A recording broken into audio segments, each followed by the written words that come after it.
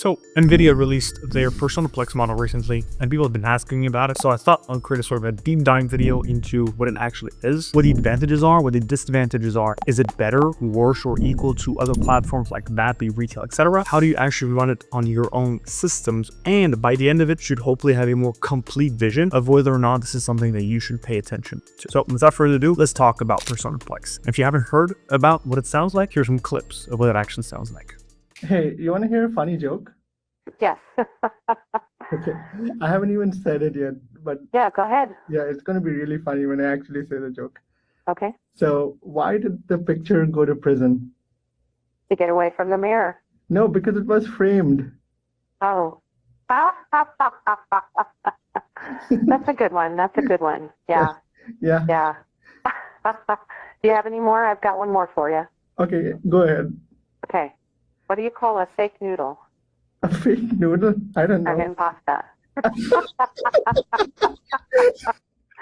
Okay, nice. I Yeah. like that one. Yeah. Yeah, Very that's a funny. good one. Yeah. Yeah. So just to clarify, PersonaPlex is a brand new voice model that's been fine-tuned by NVIDIA. The original model is a motion model, and essentially what NVIDIA did is they use their own training data for it. And the closest comparison I can think of would be the OpenAI real-time API, right? And the reason I say that is because these are audio-to-audio models, as in they take an audio and they regurgitate back out audio. So the difference here being, if you look at my screen right here, on one side, most voice agents actually work like this. You will have a speech-to-text, which is what actually listens to what you're saying, and then transforms it into words. And then in the middle layer, you have the LLM, which is usually what people think of as the primary driver of whether the voice agent sounds good or not. This is when you'll have models like the OpenAI models, like GPT-4, GPT-5, or the Anthropic models with Sonnet and Opus. And then the third layer is actually the text-to-speech model. This is what turns what was returned from the LLM into audio that you can then hear, and then the whole cycle continues again and again. Usually this is where companies like 11 Labs get involved. Now, why do I bring up?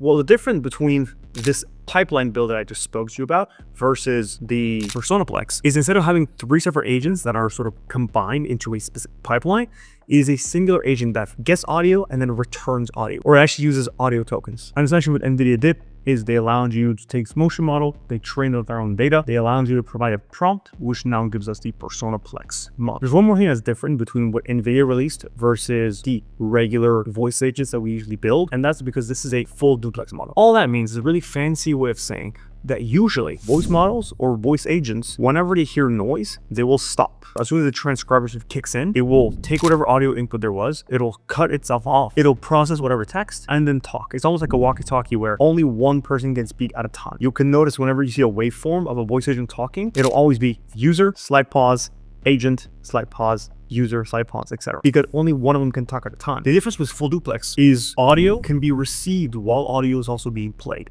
and you can keep the conversation going. So if you say yeah or uh-huh or any of these other words without meaning you don't actually want to interrupt it, the voice agent will not stop, it will just keep going. Now, Zappy does have this back channeling feature enabled, which essentially just means that it has a layer whenever you say something to detect whether or not this is something actually worth passing over to the LLM or not, which is a different way of achieving the same thing. Now, there will be an extra bit of latency because the back channeling layer is before a transcriber, but in usual conversation, it's not enough of a difference for you to notice. Now the question becomes, okay, well, why do I care about audio versus text? Well, the big thing with audio is there's a lot of non-verbal communication. Your intonation, whether you're asking a question, are you excited? Are you yelling? Even more than that, are you being sarcastic? And beyond that, think of the possibilities when you can actually interpret audio, which is the voice agent can detect dogs barking in the background, it can detect birds while still listening to what you're saying. It can see, do you sound stressed as you're talking, or are you calm and relaxed? Because keep in mind, unless you're listening to the audio, the LLM, which is the brain, it only sees text. So if you say the word hey could be interpreted, even if you were to yell it, the LLM will never hear the yell. The only difference it would have from intonation would be,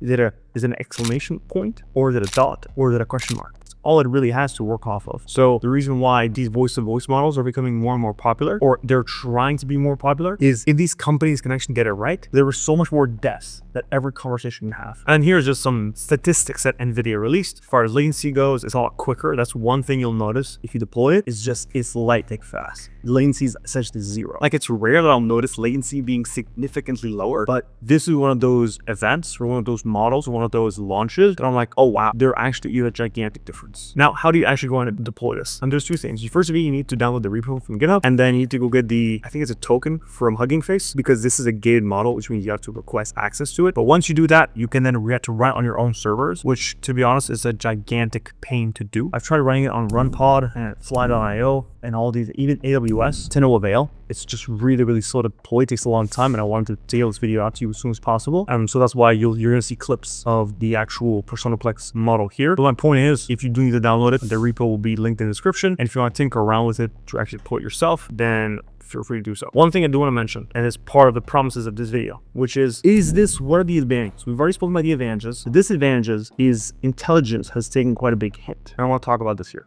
Intelligence has taken quite a big hit. So while latency has got really, really good, like it's almost zero, the intelligence, the longer conversation, this thing just goes off the rails, which is why I don't think it's ready for production just yet. It's a super cool concept. Like, it sounds phenomenal. The intelligence just isn't there for it to be put into production just yet. It's also very expensive to run. It requires a lot of GPU for it to run. There is no easy method of accessing it. This is much more meant to be a research tool and a proof of concept than anything else, in my opinion, just to show us what's coming. Right now, I'm not changing anything in the way we deliver our services, in our voice agent or anything like that. Whatever we have works fine. However, I am keeping a very close eye to this technology because I do believe that this is the future, and eventually we will be able to use it in production. So to close this off, NVIDIA has released PersonaPlex. It is a voice-to-voice model, which means that it uses audio instead of text. It's also a full duplex model, which means that it can listen to you while it is talking. It is super fast. It's really cool for demos, but it is not ready for production for multiple different reasons. The biggest one being it is not nearly intelligent enough to be able to hold a long conversation without completely going off the rails. If you have any questions, or if you want me to actually deploy this and make it a better video, let me know. Otherwise, thank you for watching. And if you do want to run production level voice agents on your AWS, I actually made a video right here going over how to deploy LiveKit to AWS. Thank you for watching.